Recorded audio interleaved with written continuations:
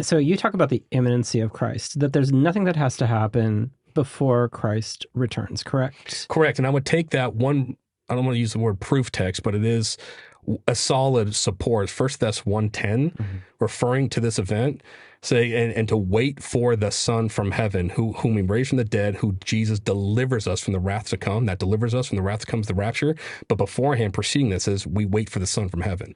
So the only thing that the pre-trib is waiting for is Christ. Yeah, and Paul says in Titus 2:12 that we the grace of God has appeared, bringing salvation to all men, every ethnicity, instructing us to deny ungodliness. The grace of God instructs us to deny ungodliness, worldly desires, live sensually, righteously, and godly in this present age, looking for the blessed hope. The grace of God encourages us to look for, what are we looking for? The blessed hope. And then Paul says, and the appearing of the glory of our Lord Jesus Christ. And, and when you look at it like that, we're looking for this. That's what we're called to do. We're waiting for the Son to come from heaven, as 1 Thess says. It seems to me that those who are characterized as like pre-tribs are always date setting or looking at global events and saying these are signs.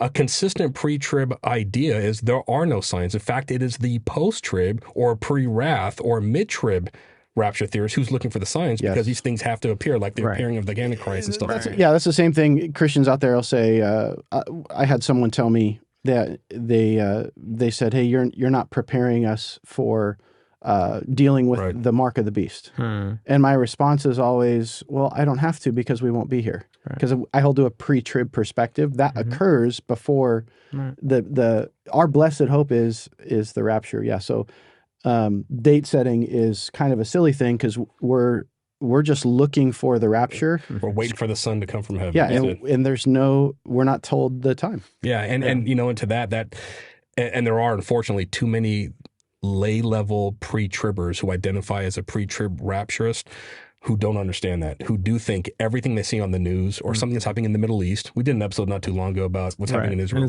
I just read the comments on some of those shorts we did. And it was so sad that people weren't actually interacting with what we were saying. Content we were saying. They were just blasting their perspectives in the comment section and to their own ignorance. And I don't mean ignorance in a negative term. I just mean they don't understand the issues. They need to look into the issues. If you hold to a pre-trib rapture, stop committing newspaper exegesis. Trying to see that every current event is a fulfillment of prophecy, making a beeline from what the prophet says here to what's happening in our modern day era. Even if that was something of a setting up of a prophecy or a precursor to something that's happening later, perhaps, whatever, no one who holds to a pre-trib rapture consistently should be looking for signs and thinking things they see while they're on earth are fulfillments of eschatological prophecies before the rapture happens. I so appreciate you saying that because that's how our position often gets slept in, is that we're those weird people trying to figure out, but that's actually the complete opposite. Right. Now, the uninformed fringe groups do that, but if you're staying consistent, it's actually every other rapture theory position, a pre-wrath, mid-trib, or post-trib, have signs preceding them. So looking for signs, perhaps even date setting, makes sense for those camps.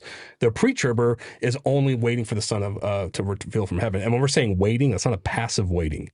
It's an active waiting, discipleship, doing evagelism, doing the Lord's work. He who has this hope purifies himself. We're pursuing sanctification. So just for our audience, just to help with definition. So we've already defined the pre-trib.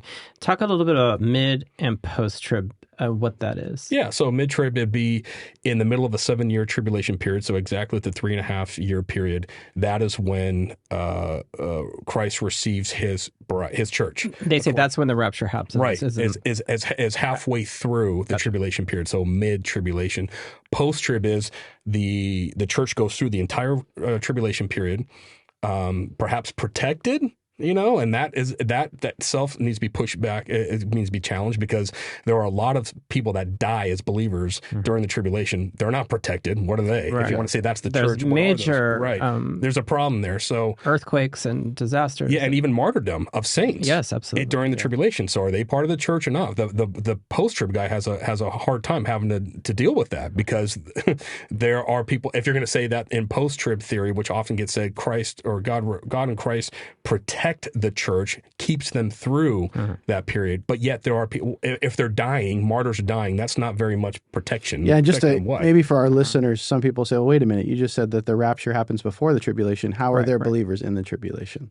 Yeah, so with the pre-trib theory, so when you look at, we make a distinction between those who are in this particular dispensation part of the church. There are more people that get saved in the tribulation, I think, than in any other economy, because there are countless tribes and nations and tongues who come to the Lord. Salvation is always granted by grace through faith, even during the tribulation. It's just that the main witness for the gospel, the church, is no longer here. During that tribulation period, you got some amazing things happen. You got angels flying, proclaiming the eternal gospel. You got the two witnesses. The 144,000. 144,000. There's a lot of the gospel still going out. The pre-tribber does not think that that no one's saved during the tribulation. There are more people saved. In a sense, it's so interesting that, and I just had this thought. I don't know if I've ever had it before, but it's so interesting that everybody talks about the tribulation period as this horrible time on earth, and it will be. Particularly the Great Tribulation. But what's interesting is, like Cory just said, it perhaps will be the greatest revival the world has ever seen. Yeah. And for that reason, what an exciting time. Yeah. Could you imagine the level of joy that will actually be there as all of these the millions or thousands of people are awakening to the reality of Jesus the King? Remarkable. So the mid-trib is in the rapture happens during the 3.5 year mark. The pre-wrath is before God's bowls of wrath are poured out, wherever that is. Maybe the latter 3/4 of the tribulation. They're not too sure on that. And the post-trib is after the 7-year period. Then Christ returns to meet the believers, and then they return with him. Which, by the way, the post-tribber is going to look at where a pre-trib really puts a lot of stock on 1 Thess 4:17. Then we who are alive, who are left, will be caught up, harpazo, raptured, together with him in the clouds to meet the Lord in the air. So we will always be with him. We return to the Father's house with the Lord. The post-tribber is going to put a lot of emphasis on the next that same verse, but they're going to make a technical word out of the word meet, to meet the Lord in the air, apontesis in the Greek. A lot of them are going to say that's a technical term, because when you see that word, what it means is you go out to meet a dignitary and return back. So they're returning back to Jerusalem. So the post-tribulation theory would say that we meet Christ midair and then come back with him. Problem is, that's not a technical term. It's funny they'll make a technical term out of that, but not harpazo. But to meet someone, even where it's used in the Bible, that's never used in the sense that I can think of, where you go out to meet a dignitary and it says you returned with them. There's times in Acts where Paul and disciples go out to meet someone, but it doesn't say they actually returned with them, but that's not baked into that word anyways. I don't think that's a technical term, that we go to meet the Lord halfway in the air and then return to the earth. We actually, and if we do, we return with the Lord to heaven. That makes sense. That's accurate. But to say that, as the post-trib says, that we meet him in the Lord in the air and then return with him, and base it on this supposed technical meaning of apontesis, which is that verb to meet, is to commit a grammatical fallacy. It's turning a general term into a technical term. So that is it might be helpful for the audience in Greek to distinguish between what is a technical term and what is a general term. That term is used 3 times in the New Testament: Matthew 25:6, Acts 28:15. It's interesting when you read them, it almost, to give maybe some credence to that perspective, it does seem to be used.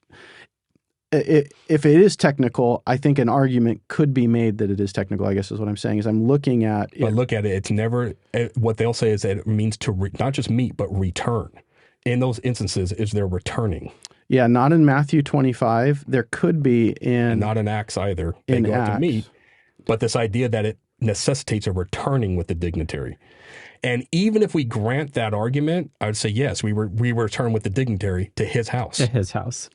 So technical term for the audience would mean a Greek word is a technical when it only has a precise same meaning everywhere it's used. In a sense, yes. Yeah. And it's not so much a Greek. It could be. It's more of a. It could be a word, whatever.